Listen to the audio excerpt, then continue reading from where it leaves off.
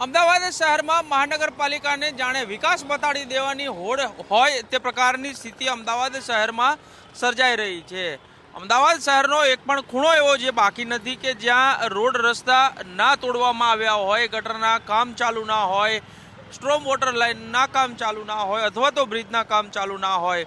મહત્વનું છે કે પહેલાં વૈકલ્પિક માર્ગની વ્યવસ્થા કરવી જરૂરી છે, પરંતુ તે એક પણ જગ્યાએ કરવામાં નથી આવી અને તેના કારણે જ વાહન ચાલકો છે તેને પારાવાર હાલાકીનો સામનો કરવો પડી રહ્યો છે।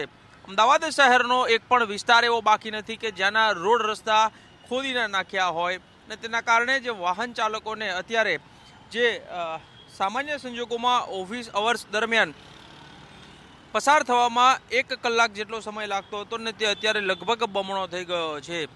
આગામી સમયમાં કોર્પોરેશનનું નવું બજેટ છે તે આવનાર છે, સાથે જ 1 વર્ષ બાદ મનપાનું ઇલેક્શન પણ આવવાનું છે, ત્યારે જાણે કે ટૂંક જ સમયમાં શહેરને વિકસિત બતાડવાની હોડ લાગી હોય તે પ્રકારની સ્થિતિ જે છે તે સર્જાઈ છે અને તેના કારણે જે મતદારો છે, જે ટેક્સ પેયરો છે તેને સુવિધા મળવાની જગ્યાએ અત્યારે તેને મુશ્કેલી જ મળી રહી છે। કેમેરામેન કુંતલ મહેતા સાથે કશ્યપ જોશી, સંદેશ ન્યૂઝ, અમદાવાદ।